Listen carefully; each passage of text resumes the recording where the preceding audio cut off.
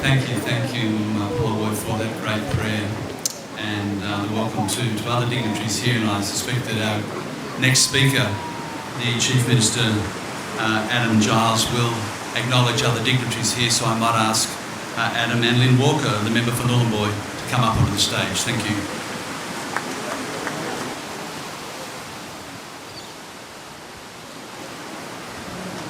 Thank you very much. Dr. Yunupingu's family, his wife Yalmay, and their 6 daughters. The Gumatj people, the Yunupingu people, my colleagues from the Legislative Assembly of the Northern Territory, federal members, senators, Minister Warren Snowden, Minister Jenny Macklin, Prime Minister Kevin Rudd, Nigel Scullion representing Tony Abbott, distinguished guests, ladies and gentlemen. It's with huge sadness that I stand here today to remember one of the great men of Arnhem Land, an iconic musician and a true giant among his people. Mr. Yunupingu was a remarkable Territorian, an ambassador for his lands and for his culture, and someone who stood tall as a role model for others in the community. He defied the odds by becoming the first man from Arnhem Land to gain a university degree. As a young man, he began teaching at Yirrkala School, where he first made his mark. Dr. Yunupingu should be remembered as one of the nation's great teachers. He was gifted in the classroom, where he taught countless children in his groundbreaking both ways education system, weaving Aboriginal knowledge, language and traditions with Western learning. He went on to make history by becoming the Territory's first Indigenous school principal. But Dr. Yunupingu was also a teacher on a much bigger national stage, where he helped educate a generation of young Australians about his people and their aspirations. He connected many white Australians with Aboriginal culture for the first time through power of music. He taught us why reconciliation matters and never let it slide from the national agenda.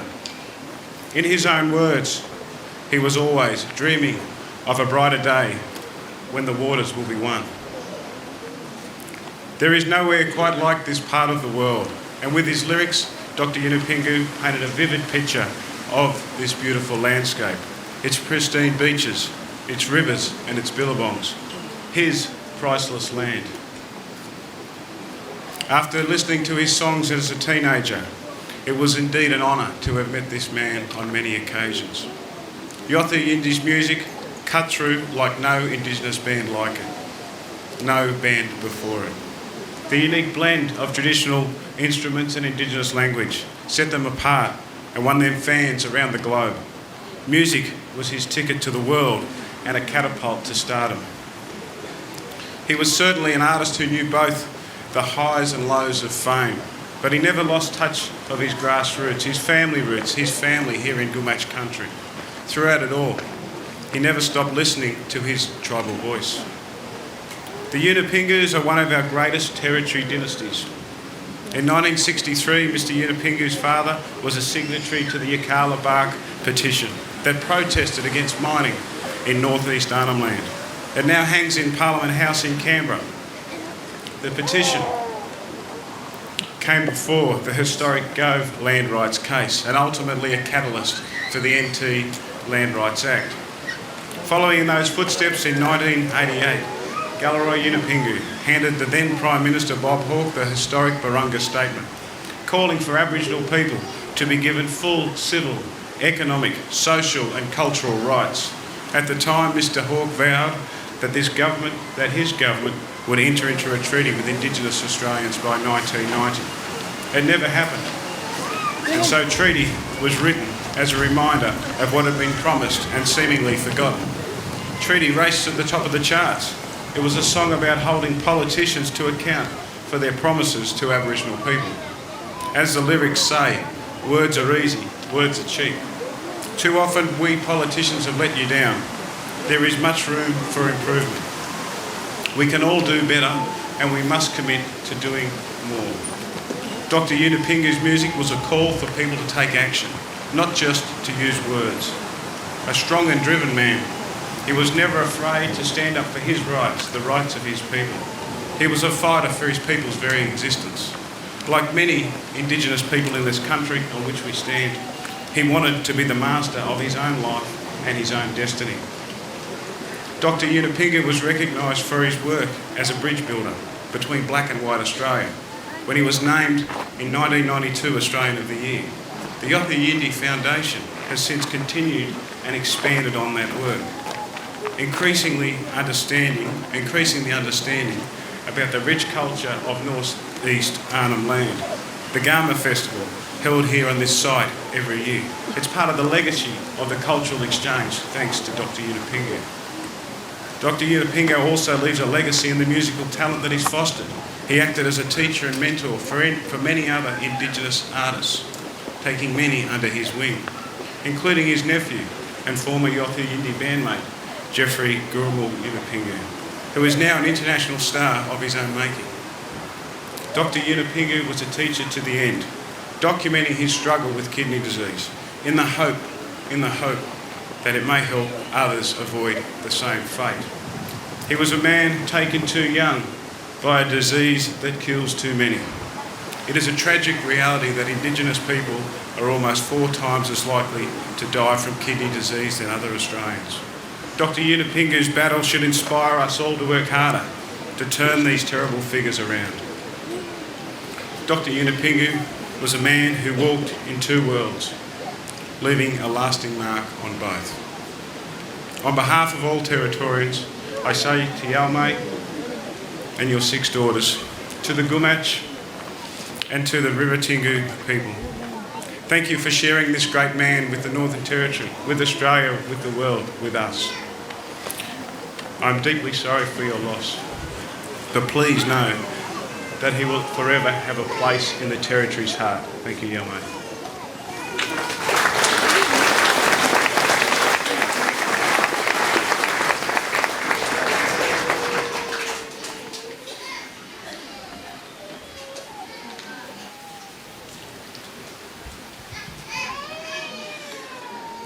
Good morning, Bookmuk.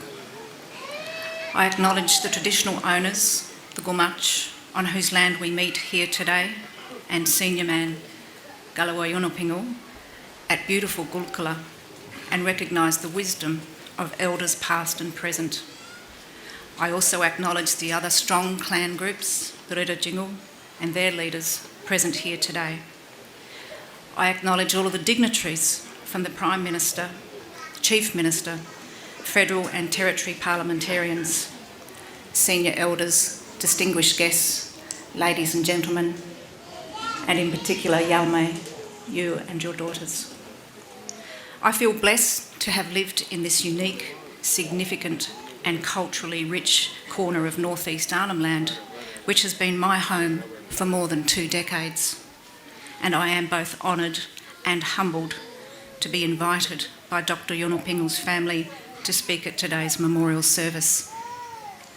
He was a great Australian and recognised as such in 1992 as Australian of the Year for his role in building bridges of understanding between Indigenous and non-Indigenous, between Yolngu and Napaki. But he was first and foremost a passionate educator who knew that it was only through education and 2 ways learning, embracing bilingual education, that Yolngu children, Jamarkuli, could walk in both worlds and have the capacity to cross that bridge between the cultural divide. And that included being a strong advocate for embracing technology to achieve improved life outcomes for Yolngu people. I first met Dr. Yunupingu when I was a relatively new teacher at Nhulunbuy High School back in 1990. His musical career was well advanced at this stage, and I was completely in awe of him as he stepped into the school staff room that day, keen to talk about ways that we could strengthen the relationship between Nhulunbuy and Yirrkala schools, separated by a distance of less than 20 kilometres, but a cultural divide which was a little harder to measure. But nonetheless, a bridge that he was keen to build, and I was right there with him, as were our colleagues, in wanting to bring Yolngu and Ngāpuki Jamakuli together and to find the common ground. I was very privileged to hear him and Yothu Yindi perform on a handful of occasions in Nhulunbuy, and that included a very special concert where they performed free of charge, along with other bands, for the Blues Over East Timor concert late in 1999, which raised thousands of dollars to support humanitarian aid for the world's newest emerging democracy. From his role as an educator, it was a natural extension of his work that he would be a dedicated advocate for reconciliation and recognition of Indigenous people. His life's work included establishing the Yothu Yindi Foundation and the iconic Garma Festival, an event dedicated to celebrating and teaching others about Indigenous culture, Yolngu culture, and held on this very site where we are today.